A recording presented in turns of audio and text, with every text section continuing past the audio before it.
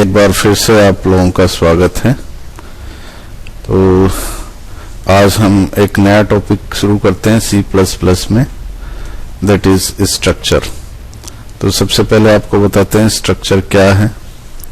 आपने देखा होगा कि हमने पिछले सेशन के अंदर एरे किया था, तो एरे के अंदर एक एरे के अंदर हम सिमिलर टाइप के वेरिएबल ही स्टोर कर पाते थे, यानी we can store more than one variable in a single array of similar type.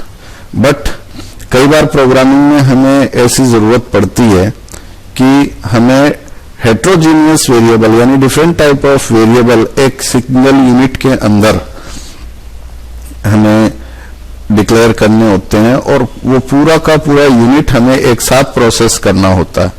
तो उसके लिए C++ में फैसिलिटी प्रोवाइड की गई है ग्रुपिंग ऑफ वेरिएबल, और उसको हम स्ट्रक्चर के नाम से जानते हैं। ये पुरानी C के अंदर भी अवेलेबल था, इसी को आगे कंटिन्यू किया गया है। तो a structure is a group of data element group together under one name. These data elements known as members can have different type and different length। तो इसमें देखिए कि एक स्ट्रक्चर के अंदर विभिन्न डेटा टाइप के आप वेरिएबल्स को आपस में ग्रुप कर सकते हो, जिनको पूरी यूनिट को एक साथ ही प्रोसेस करना है। फॉर एग्जांपल जैसे स्टूडेंट का रिकॉर्ड है, तो स्टूडेंट का रिकॉर्ड कलेक्शन ऑफ वेरिएबल होता है, जैसे roll number, name, class, subject इत्यादि। तो इसको एक ही सिंगल यूनिट में डिक्लेयर करने के लिए हम स्ट्रक्चर का प्रयोग कर सकते हैं। इसी तरह से डेट है, तो डे, मंथ और ईयर को अलग अलग डिक्लेयर करने के बजाय उसको एक साथ डिक्लेयर कर सकते हैं। इसी तरह से बुक का रिकॉर्ड है, आप कोई भी रिकॉर्ड इसके अंदर आप ले सकते हैं जिसको पूरा का पूरा यूनिट एक साथ हमें प्रोसेस करना हो, उसके लिए हम इसका इस्तेमाल कर सकते हैं। तो चलिए आपको बताते हैं स्ट्रक्चर को हम कंप्यूटर में C++ में डिक्लेयर कैसे करेंगे। तो देखिए C++ में डिक्लेयर करने के लिए स्ट्रक्चर को सबसे पहले स्ट्रक्ट एक कीवर्ड है, फिर उसके बाद स्ट्रक्चर का नाम और कर्ली ब्रैकेट के अंदर सबसे पहले डेटा टाइप, फिर डेटा मेंबर 1, फिर डेटा टाइप, डेटा मेंबर 2। जितने भी आप डेटा मेंबर इसमें करना चाहते हैं वो 1, 2, 3 करके कर सकते हैं, और उसके बाद स्ट्रक्चर का नाम देंगे और उसके वेरिएबल आप डिक्लेयर करेंगे, वेरिएबल 1, वेरिएबल 2, वेरिएबल 3। अगर आप यहां पर स्ट्रक्चर का नाम नहीं देना चाहते, प्रोग्राम के अंदर देना चाहते हैं, तो इसको यहां पर सेमीकोलन दे के इसको क्लोज कर लीजिए, और ये वाला पोर्शन है वो प्रोग्राम के अंदर अलग से आप डिक्लेयर कर सकते हैं। ठीक है, इसका उदाहरण देखिए। ये देखिए स्ट्रक्ट स्टूडेंट, ये हमारा स्ट्रक्चर का नेम हो गया। इसमें डेटा मेंबर इंटीजर के रूप में आपने ले लिया रोल नंबर, कैरेक्टर के रूप में ले लिया नेम, फिर सब्जेक्ट 1, सब्जेक्ट 2, सब्जेक्ट 3, टोटल ये इंटीजर हो गए, फिर फ्लॉट, परसेंटेज। ठीक है, तो इसी तरह से हमने ये एक पूरा रिकॉर्ड इसमें डिक्लेयर कर लिया है।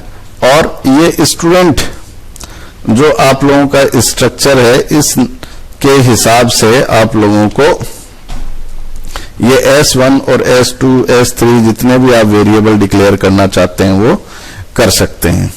ठीक है, तो आगे देखिए कि अब इसको कीबोर्ड से कैसे रीड करना है। कीबोर्ड से रीड करने के लिए क्या करेंगे, हम सबसे पहले जो हमने स्ट्रक्चर टाइप का वेरिएबल नेम लिया था वो प्लस हमारा जो डेटा मेंबर है वो दोनों एक साथ लिखें। जैसे इसमें देखिए S1 dot roll number, S1 dot name, S1 dot subject 1, S1 dot subject 2। इस तरह से हम इनको कीबोर्ड से इंडिविजुअली रीड कर लेंगे।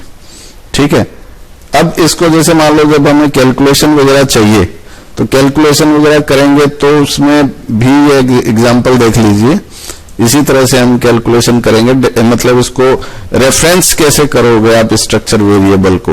तो रेफरेंस करने के लिए जैसे S1 डॉट टोटल इसके अंदर किस किस का टोटल होगा, S1 सब्जेक्ट 1 का, सब्जेक्ट 2 का, सब्जेक्ट 3 का। ये देखो सब्जेक्ट 1, सब्जेक्ट 2, सब्जेक्ट 3 ये अपन नॉर्मल व्हीकल्स के अंदर पहले करते आए हैं। अब इसी में एक कॉन्सेप्ट और जोड़ दिया, दैट इज स्ट्रक्चर।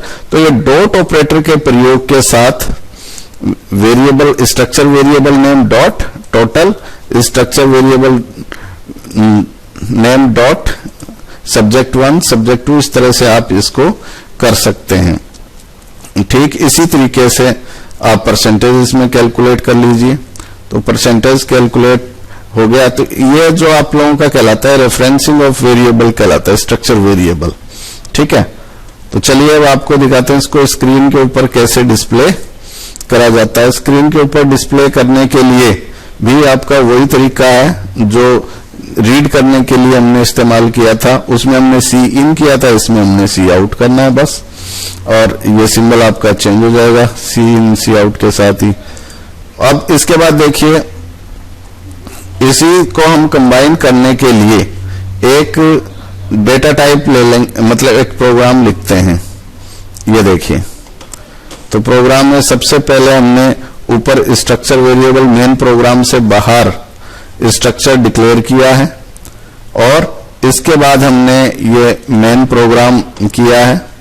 इसके अंदर ये देखिए, ये स्टूडेंट स्ट्रक्चर यहां पर हमने स्ट्रक्चर वेरिएबल मेन प्रोग्राम के अंदर डिक्लेयर किया। आप चाहो तो बाहर भी डिक्लेयर कर सकते हो, लेकिन यहां पर इसमें हमने अंदर किया है। अब इसी तरह से roll number, name, marks of 3 subject, ये हमने यहां पर इसके रीड कर लिए। यहां रेफरेंसिंग के माध्यम से इनको हमने क्या किया कि टोटल किया, और यहां पर इसका परसेंटेज किया, और परसेंटेज करने के बाद ये यहां पर हम इसको स्क्रीन के ऊपर डिस्प्ले कर देते हैं। ठीक है, तो इस तरह से हमने ऊपर आपको डिफरेंट सेक्शन स्ट्रक्चर के समझाए, उन सबको कंबाइन करके हमने एक C++ के प्रोग्राम के माध्यम से समझाया।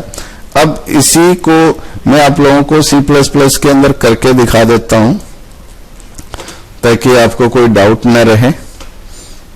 ये जो प्रोग्राम मैंने अभी पावर पॉइंट प्रेजेंटेशन में लिखा है, यही सेम प्रोग्राम मैंने यहाँ पर ऑलरेडी बनाया हुआ है। ये एक बार लाइन बाय लाइन आप लोग देख लीजिए, वही सेम टू सेम है, इसमें कोई फुल स्टॉप और कॉमा का भी अंतर नहीं है। ये देखिए, ठीक है। अब इस प्रोग्राम को आप कंपाइल कीजिए। कंपाइल करने के बाद आप इसको रन कीजिए। सबसे पहले रोल नंबर मांग रहा है, तो सपोज रोल नंबर दे दिया, नेम दे दिया।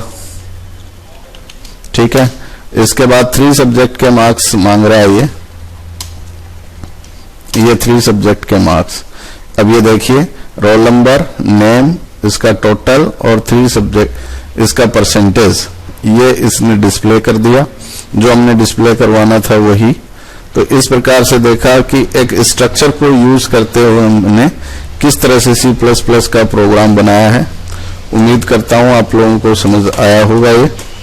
तो इसी तरह से हम आगे भी और स्ट्रक्चर के प्रोग्राम, 1-2 और प्रोग्राम स्ट्रक्चर के हम आपके लिए लेके आएंगे।